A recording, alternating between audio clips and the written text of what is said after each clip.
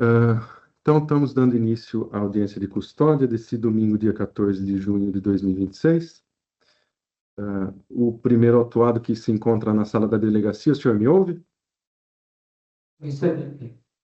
Certo. Por favor, qual é o nome completo do senhor? A respeito da prisão, do momento da prisão até nos ser aqui apresentado, sofreu algum tipo de violência, agressão, tortura de alguém? Não, na hora lá, um amigo meu desceu da equipe para prestar os primeiros socorros. Hum. Um outro amigo da equipe ligou para o resgate aéreo também.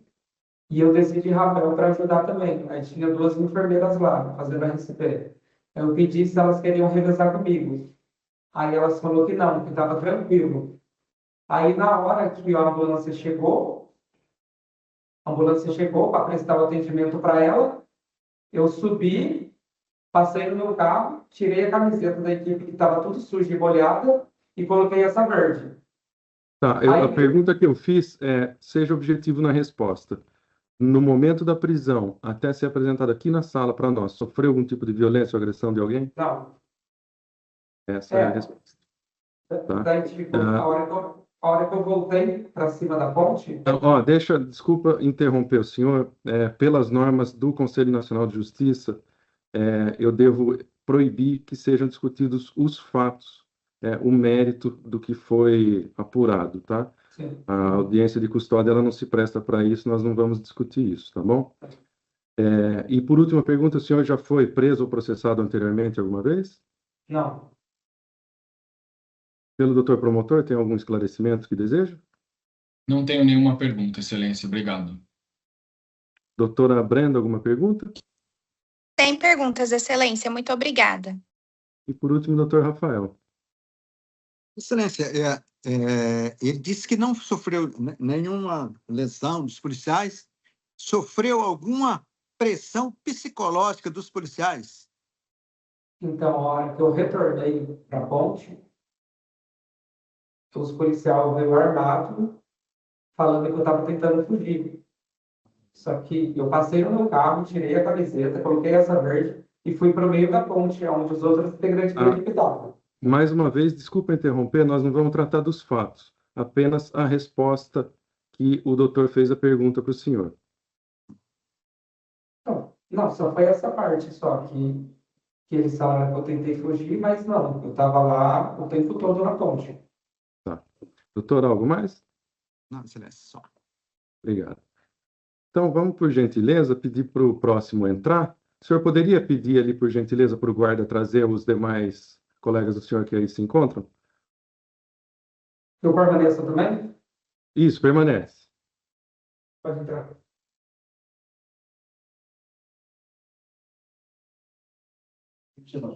Um por vez, por favor. Outra vez? Isso. Todo. O que já está permanece dentro da sala. Pode permanecer.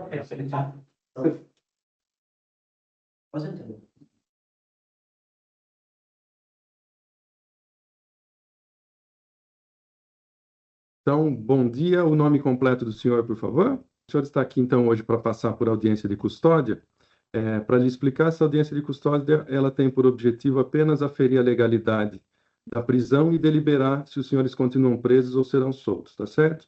Ok. O senhor tem direito de permanecer em silêncio, caso não queira responder a nenhuma pergunta que lhe for feita, tá bom? Ok. Nós não vamos tratar dos fatos, do mérito dos fatos aqui, certo? Dando início, então, a respeito das perguntas, qual a sua idade? Do momento da prisão até ser apresentado na sala aqui para nós, em algum momento sofreu algum tipo de violência, agressão, tortura? A agressão física não, mas foi relatado que tentamos nos evadir do local e a gente não fez isso. Prestamos socorros, permanecemos no local até o ato da prisão. Certo. Pelo Ministério Público, alguma pergunta a mais? Não tenho pergunta, Excelência. Obrigado. Doutora Brenda? Sem perguntas, Excelência. Muito obrigada. Doutor Rafael? Sem pergunta, Excelência. Certo. Então, por favor, Michael, né, eu pediria por gentileza para o senhor abrir a porta, chamar o próximo colega que se encontra aí para ser ouvido também, por favor. Ok, com licença. Com licença. O Victor. Deixa eu...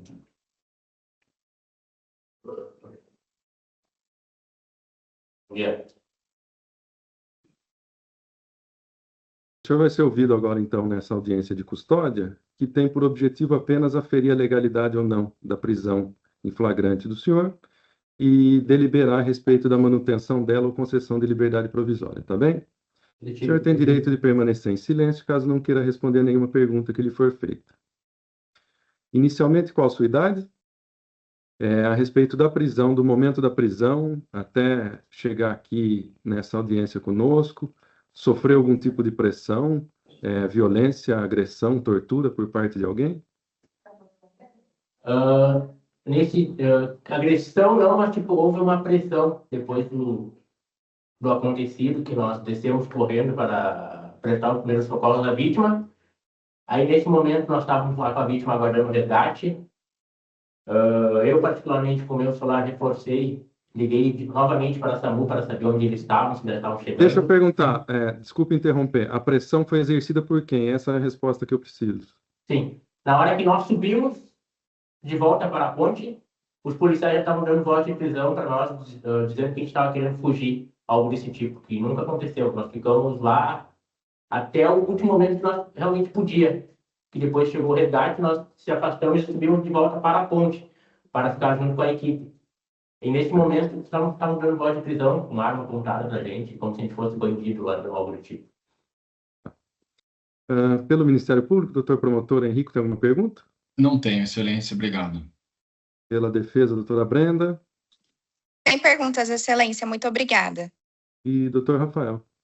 Tem pergunta, excelência. Obrigado. Então, ouvidos os três autuados, eu vou passar a palavra, então, ao doutor promotor para que se manifeste pelo Ministério Público a respeito do flagrante. Então. Pois não, excelência, obrigado.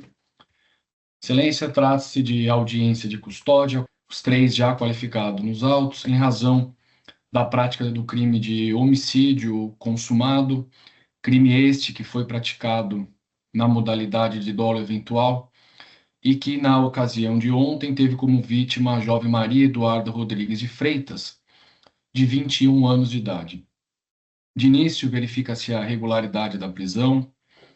Não, apesar da reclamação por parte de Luiz, Vitor e Maicon a respeito da conduta dos policiais, neste momento não se evidencia nenhum elemento concreto de que, de fato, os policiais militares ali, logo após a ocorrência do crime, teriam agido de maneira exacerbada, a justificar, neste momento, a necessidade de adoção de qualquer medida fiscalizatória a respeito da conduta dos policiais, sem prejuízo, evidentemente, de posteriormente o juízo natural entender para tanto. Assim, excelência, no momento não se verifica qualquer hipótese de relaxamento da prisão.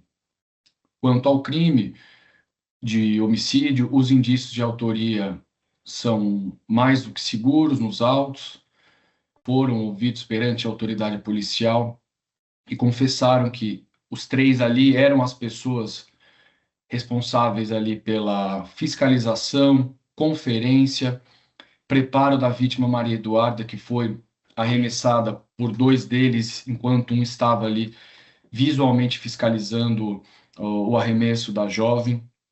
Em nenhum momento eles alegaram não serem os responsáveis ou aqueles vistos nos vídeos que foram juntados aos autos no momento em que a vítima foi arremessada da ponte do esqueleto.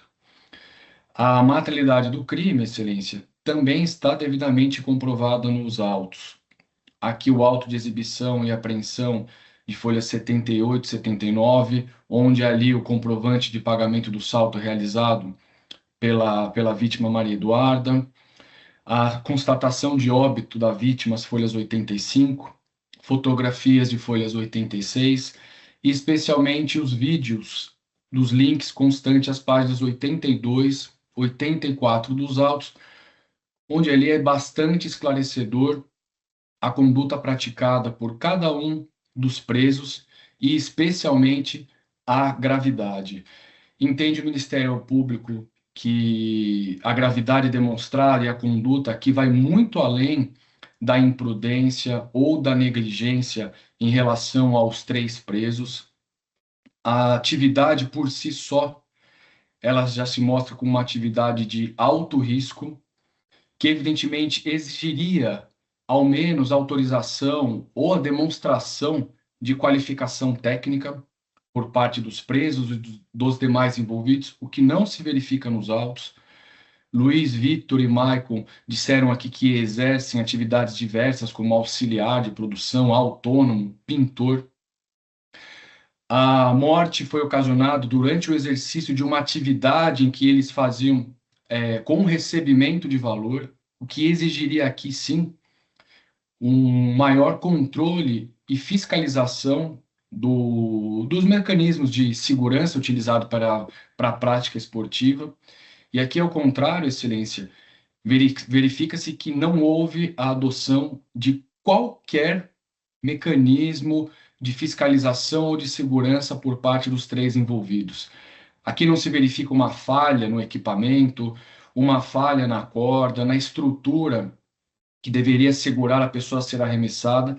Na verdade, o que se verifica pelas imagens é que nenhum dos 3 teve ali no momento a capacidade, e estavam ali de forma remunerada para tanto, de verificar que a vítima arremessada não se encontrava com qualquer equipamento de segurança em nenhum dos pontos, seja na cintura, seja no dorso, como por eles esclarecido, em nenhum dos pontos foi percebido pelos envolvidos, né? Ainda o senhor Michael, quando ouvido perante a autoridade policial, ele menciona ali que a colocação da corda é presa num mosquete, e, segundo ele, isso seria facilmente de fácil visualização por qualquer dos envolvidos, o que não ocorreu.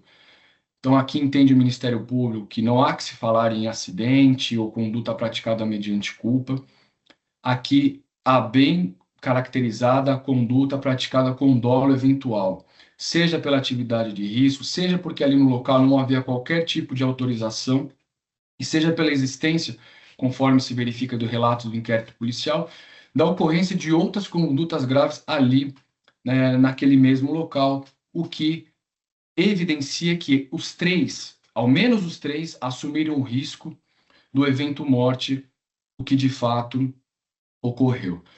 E com base nisso, Excelência, muito além da questão de serem de fato primários e sem antecedentes, o que se verifica nos autos, não há como se ignorar aqui os elementos que foram verificados, segundo os policiais militares.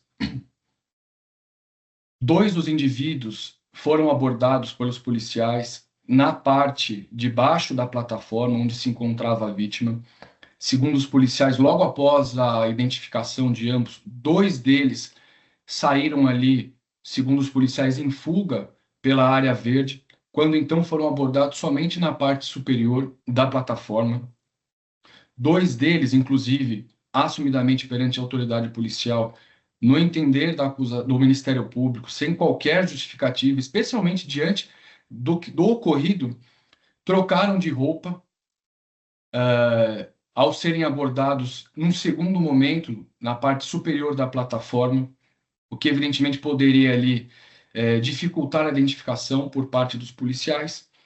E ainda aqui há uma afirmação de que a vítima, ao ser arremessada pelos indiciados, Excelência, estava com uma câmera GoPro em suas mãos. E esta câmera sumiu. As imagens da câmera e o objeto não foram localizados, não foram entregues por nenhum dos envolvidos ou dos responsáveis pelo evento, não foi localizada na parte superior da plataforma onde estava ali já o corpo sem vida da vítima Maria Eduarda. Então, seja em razão da gravidade em concreto do crime, estamos aqui diante de um crime de homicídio em sua forma consumada com pena de reclusão de 6 a 20 anos, seja pelo quanto mencionado nesta oportunidade, pela necessidade de garantia da lisura da instrução criminal, entende o Ministério Público que, ao menos neste momento, as medidas cautelares diversas da prisão e a concessão de liberdade provisória não se mostrariam razoáveis e suficientes, manifestando, assim, pela conversão da prisão em flagrante em preventiva. Obrigado, Excelência. Obrigado, doutor. Pela defesa, entre os defensores, quem pretende se manifestar primeiro? Pode ser a Brenda. Por favor, doutora, com a palavra. Excelentíssimo senhor doutor juiz de direito do plantão judiciário da comarca de Limeira, já qualificado nos autos em epígrafe por intermédio de sua advogada, vem respeitosamente a presença de vossa excelência, com fundamento no artigo 5º da Constituição Federal e artigos 282, 310, inciso 3º, 319 e 321 do Código de Processo Penal, requerer o pedido de liberdade provisória com aplicação de medidas cautelares diversas da prisão. Excelência, embora a imputação seja grave, a manutenção da custódia cautelar não se mostra necessária diante das circunstâncias concretas e das condições pessoais favoráveis do acusado. A Constituição estabelece que a prisão cautelar constitui medida excepcional, somente admitida quando demonstrada sua efetiva necessidade. Nos termos do artigo 312 do CPP, a decretação da prisão preventiva exige, sobretudo, a demonstração concreta de risco à ordem pública, à ordem econômica, à instrução criminal ou à aplicação da lei penal. No presente caso, inexiste qualquer elemento concreto apto a demonstrar que a liberdade do requerente represente ameaça à instrução criminal ou aplicação da lei penal. Excelência, não há que se valorar o mérito dos fatos ou a imputação feita ao acusado, uma vez que as investigações não findaram-se. Ademais, o direito não é analisado sobre suposições. No local não haviam apenas os acusados. A gravidade abstrata do delito imputado, por si só, não constitui fundamento idôneo para a manutenção da segregação cautelar, conforme entendimento consolidado dos tribunais superiores. O acusado é primário, possui bons antecedentes, residência fixa e ocupação lícita. Circunstâncias que demonstram seu vínculo com o distrito de culpa e afastam qualquer risco de evasão. Além disso, não há notícia que tenha tentado furtar-se da aplicação da lei penal. Tais circunstâncias evidenciam que a prisão cautelar mostra-se desnecessária e desproporcional. Ainda que Vossa Excelência entenda necessária alguma forma de monitoramento processual, o caso recomenda a aplicação das medidas cautelares previstas no artigo 319 do CPP. Tais medidas mostram-se plenamente adequadas e suficientes para assegurar o regular andamento do processo, observando-se os princípios da proporcionalidade e da excepcionalidade da prisão cautelar. Diante do exposto, requer que seja concedida a liberdade provisória ao requerente, subsidiariamente, que sejam aplicadas ou uma ou mais medidas cautelares previstas no artigo 319 do CPP e a expedição imediata do competente alvará de soltura. Termos em que pede deferimento. Obrigado, doutora. Passo a palavra, então, agora, finalmente, ao doutor Rafael, por favor. Meritíssimo juiz, trata-se de manifestação aqui de pedido de liberdade provisória para excelência. Nós, ontem, Limeira, esteve de luto e ainda continua por uma tragédia brutal dessa natureza. Infelizmente, excelência, aconteceu. Eu quero deixar aqui o meu repúdio, inclusive, às autoridades, o poder público, que já aconteceu outras vezes, várias vezes, nesse mesmo local, e não tomaram a devida providência. E a própria polícia, excelência, que sabe de tudo isso e continua deixando acontecer eventos dessa natureza. Com relação ao Maicon, com relação ao Vitor, eles são capacitados, eles são conhecedores desse esporte. Eles, não é a primeira vez, já está há mais de 6 anos eles trabalhando, eles fazendo esse tipo de eventos. E, infelizmente, eles mesmos confessaram não saber o que aconteceu para chegar a essa triste situação. Então, eles são pessoas de bem, Maico e Victor, todos são pessoas de bem, trabalhadores, honestos, são pessoas que nunca tiveram passagem pela polícia, são pessoas que têm residência fixa, têm família constituída, os que não são casados, têm seus pais, moram com seus pais, e trabalham e ganham razoavelmente bem. Faz esse esporte por amor àquilo que eles executam. E as pessoas que também vai lá para participar são pessoas também que amam, assim como a vítima, né? Eu respeito a família, assim como a vítima, ela também amava fazer esse tipo de esporte. Isso que aconteceu foi uma tragédia que jamais os meus clientes, Maico, Victor e os demais, gostaria que tivesse acontecido. Até porque era um evento grande, Excelência, e tinha muitas pessoas ainda que ia participar. A vítima era apenas 17ª. Existia, acho que 90, quase 100 pessoas para participar. Jamais, em sã consciência, gostaria que isso tivesse acontecido. Então, foi uma causalidade. Diante de toda o que aconteceu, diante deles ter realmente ajudado, tanto no pedido de helicóptero, tanto no pedido de ambulância, eles mesmos desceram de onde eles estavam, foram lá e fizeram massagem cardíaca na vítima, esperaram a ambulância chegar. Só após eles chegaram à ambulância, que eles, molhados e sujos de barro, foram trocar a roupa e depois já voltar para ficar até o final. Então, eles foram transparentes, eles colaboraram com a justiça, eles não fugiram. Por isso, diante de tudo isso, diante do que a colega Brenda também fundamentou, é que a defesa que vem requerer também a liberdade provisória. E para encerrar, Excelência, com relação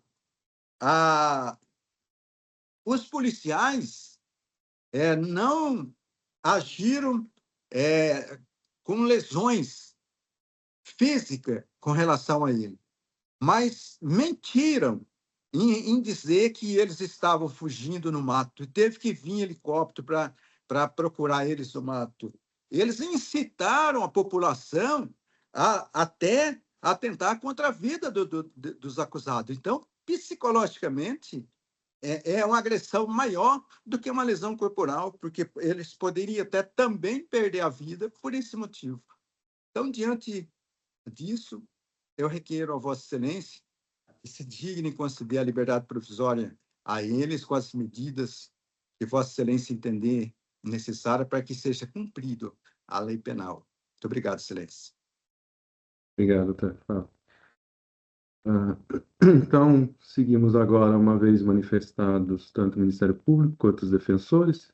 Eu vou passar a analisar, então, e deliberar a respeito do flagrante dos 3 autuados. De início, eu quero apenas pontuar que vou dispensar aqui o relatório do ocorrido, já acolhendo tudo que foi dito, tanto pelo Ministério Público quanto pelos defensores, e vou passar a análise especificamente, tanto do flagrante quanto da situação da prisão.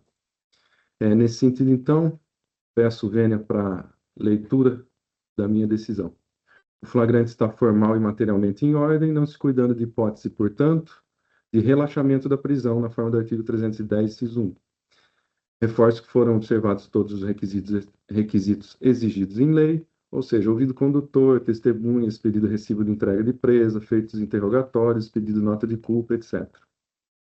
Então, portanto, estando flagrante formal e materialmente em ordem, não é o caso de relaxamento da prisão.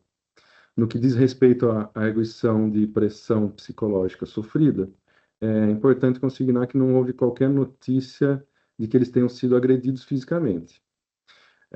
Essa alegação de pressão psicológica, por hora, ainda se mostra bastante frágil.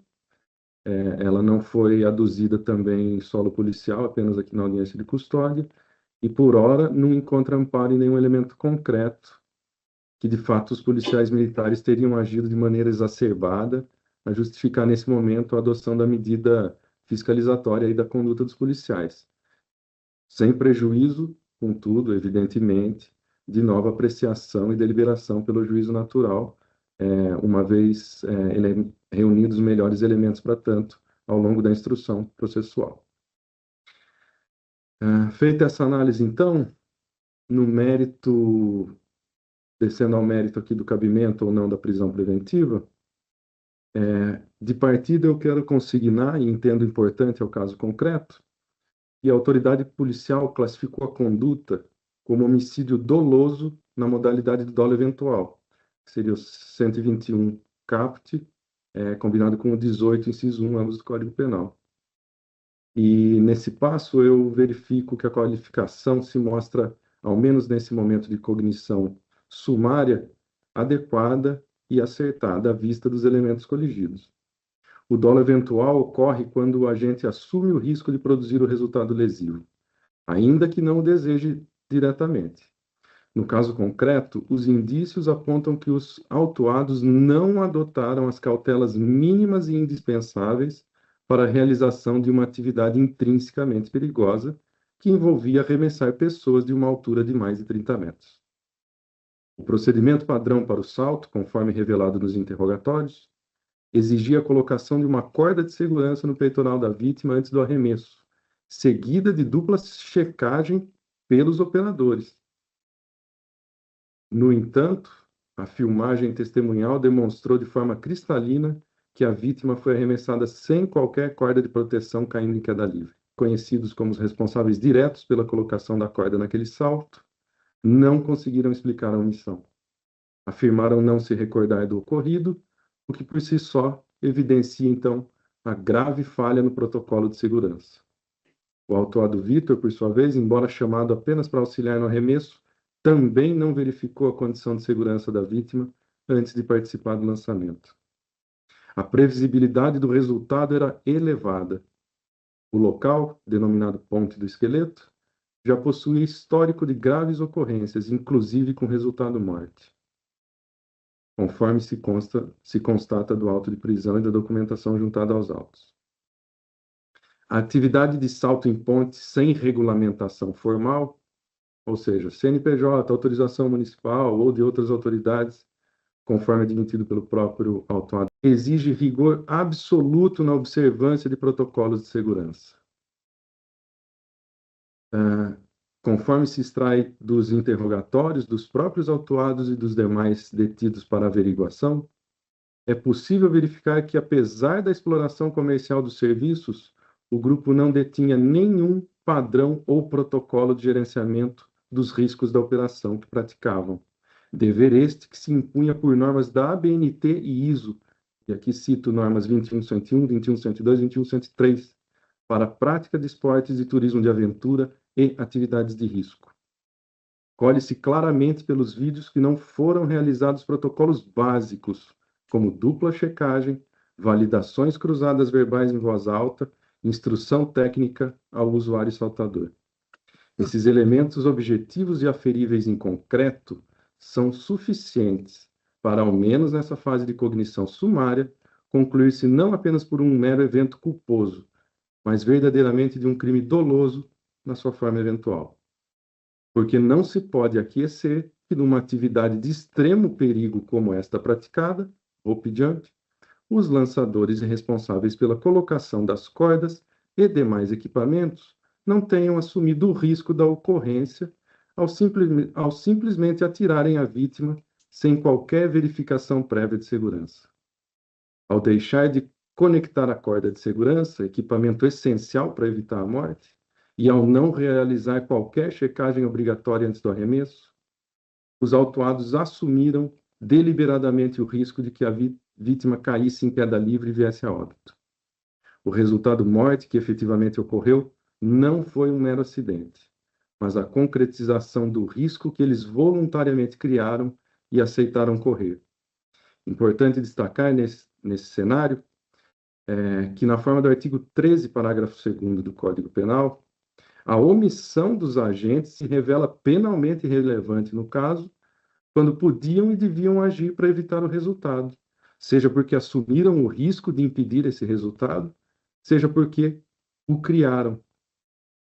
Assim, reconheço para os fins deste ato que a conduta se amolda em tese ao crime de homicídio doloso na modalidade dolo eventual. Pois bem, ultrapassada a questão, então, atinente à classificação do crime, passo à aferição dos requisitos e pressupostos para a conversão do flagrante em prisão preventiva. Nestes autos, os autuados estão sendo acusados da prática de homicídio simples, sendo presos em flagrante delito. E nesse contexto, então, a despeito dos judiciosos argumentos trazidos pelos combativos defensores, entendo que a conversão da prisão em preventiva deve ser decretada. Com efeito, os pressupostos se evidenciam, a saber, a materialidade está evidenciada pela documentação acostada, boletim de ocorrência, requisição do laudo pericial IC, registro videográfico que documenta o lançamento da vítima, testemunhos colhidos, comprovantes de pagamento que evidenciam atividade comercial. E, de outro lado, as declarações das testemunhas e os depoimentos dos próprios autuados espelham os indícios suficientes de autoria reclamados pelo artigo 312, caput infine do Código de Processo Penal. No que diz respeito aos fundamentos, ou seja, o periculum libertatis, que significa o perigo de liberdade que a liberdade dos imputados representa para a sociedade ou por processo, entendo que os requisitos do 312 estão presentes. A prisão preventiva é necessária diante da gravidade concreta do crime e do modo de execução que revela o risco à ordem pública e a aplicação da lei penal em caso de soltura dos agentes. Os fundamentos concretos para a manutenção da prisão cautelar, revelada pelo risco concreto à ordem pública e à garantia da aplicação da lei penal, são evidenciados por circunstâncias que tornam o delito particularmente repreensível. A saber, 1. A morte da vítima jovem de 21 anos em circunstâncias absolutamente evitáveis. A grosseira negligência na execução da atividade comercial de alto risco, caracterizada pela omissão deliberada de equipamento de segurança indispensável. 3. A premeditação implícita na organização da atividade sem observância de protocolos de gerenciamento de risco, revelando aceitação consciente do risco-morte. O aproveitamento da vulnerabilidade da vítima que confiava na competência e responsabilidade dos organizadores. 5. A tentativa de fuga e alteração de vestimentas após o evento, demonstrando consciência da ilicitude e intenção de alguma forma obstruir a investigação. 6. A natureza comercial da conduta que agrava a responsabilidade. O risco de reiteração delitiva, no caso, é concreto, pois os indiciados exerciam essa atividade de forma habitual e não regulamentada, com potencial de continuidade. Inclusive, existe agenda pública e com ingressos oferecidos ao público em geral para novos eventos. A liberdade deles poderia levar à repetição de condutas igualmente perigosas. Não bastassem a concorrência dos fundamentos acima alinhavados, entendo também que a conveniência da instrução criminal igualmente justifica a segregação. De fato, há testemunhas a serem ouvidas, a câmera GoPro que foi colocada na vítima não foi localizada, e há indícios de que os envolvidos trocaram de roupa após o fato sem razoáveis e melhores explicações, de maneira a formar um cenário que configura tentativa de fuga e ocultação de provas. Por fim, registra-se que o crime imputado é doloso e punido em abstrato com pena privativa de liberdade máxima superior a 4 anos, o que conduz, então, ao preenchimento da condição de admissibilidade da prisão preventiva previsto no artigo 303, inciso 1 do Código de Processo Penal. A circunstância de os autuados serem pessoas sem antecedentes criminais formais e terem ocupação lícita e residência fixa argumentos levantados pela defesa, não se revelam suficientes para afastar a necessidade da prisão preventiva. A jurisprudência pacífica consolidada por precedentes do STJ e STF reconhece que a ausência desses antecedentes constitui apenas um dos fatores a se considerar na análise global do periculum libertatis, e não afasta por si só, então, a possibilidade da prisão preventiva. Ante o exposto, nos termos do artigo 310, inciso 2 do Código de Processo Penal, estou a converter em prisão preventiva a prisão em flagrante dos autuados, pois presentes os requisitos dos artigos 312 e 313 do Código de Processo Penal. Determina, então, a expedição dos respectivos mandados de prisão preventiva em favor dos mesmos, providenciando a serventia a comunicações e regularizações de praxe. Por fim, determino que sejam encaminhados autos ao juízo competente no primeiro dia útil subsequente. Esta, portanto, a decisão por mim emitida neste plantão judiciário. Podemos encerrar? Algo mais a requerer? Da minha parte, não, Excelência. Obrigado. Da minha parte também não, excelência. Não, Excelência, muito obrigada. Então, vou pedir licença para me ausentar. Em breve voltamos com as demais audiências do dia. Obrigado. Tem mais. Obrigada, Obrigada, Excelência. Bom Bom dia, trabalho, doutor. bom trabalho, doutores. Obrigado.